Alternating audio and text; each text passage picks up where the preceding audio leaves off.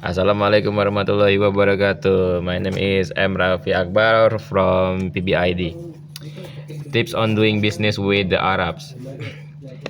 Business between the Middle East and the West has grown tremendously.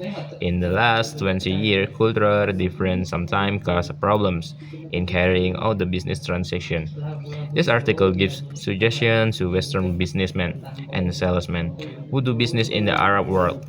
It is intended to help them understand polite customs and practice in the Middle East. 1. Arabs consider it extremely bad manners to start talking business immediately. Even the UC's government official or executive always takes extra time to be polite and offer refreshment. No matter how busy you are, you should make time for this hospitality. 2. The conference visit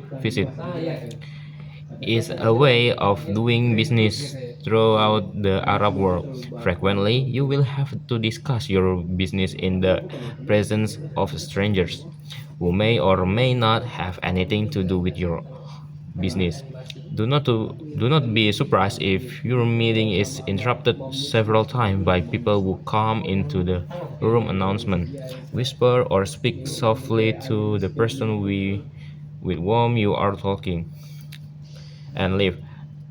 Act as a though you do not hear and never show displeasure at being interrupted. 3. Making decisions quickly is not an Arab custom.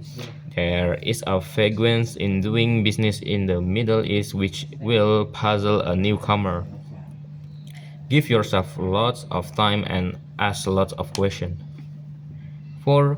Patience is an important quality. You may have to wait 2 or 3 days to see high-level government officials as they are very busy. Give yourself enough time. 5. Personal relationships are very important. They are key to doing business in Arab country. Try to identify the decision maker regarding your product or service immediately and get to know him on a friendly basis. Do your homework. Be prepared to discuss detail of your product or proposal. Be ready to answer technical questions. 6. Familiarize yourself with the Muslim and national holidays. Avoid a visit during Ramadan, the Muslim month of fasting. Most Arab countries have a 6-day work week from Saturday to Thursday. When matched with the Monday to Friday practice in most Western countries, it leaves only 3.5 workday. Remember, this in planning your appointments. Muslims do not eat pork. Some are strict about the religion's prohibition against alcoholic beverage. If you are not sure, wait for your host to suggest the proper thing to drink. 7. When an Arab says yes, he may mean maybe. When he says maybe, he probably means no.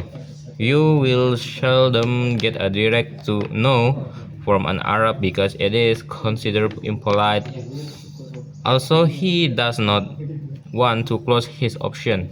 Instead of no, he will say inshallah, which means if God is willing. On the other hand, yes does not necessarily mean yes. A smile and slow nod might seem like an agreement, but in fact, your host is being polite, and are consider it implied to disagree with a guest. Short summary, the text says that when doing business with Arab, being friendly and polite is very important. Don't talk about the business right away, but start with a small talk and build a good relationship first. You also need to be patient and understand their culture and religion. Words like yes or inshallah doesn't don't always mean they agree. You should be careful when understanding their language. Example like Islam teach us to be polite, patient, and respectful to the other before doing a business. In my personal experience, I once asked someone something, and they said, "Inshallah." I thought it meant yes, but it actually mean no. In cultural Indonesian, we usually talk casually before the main topic. Like example, when guests come, we chat first, offer some drink, and make situational more comfortable before talking about the main purpose. Wassalamualaikum warahmatullahi wabarakatuh.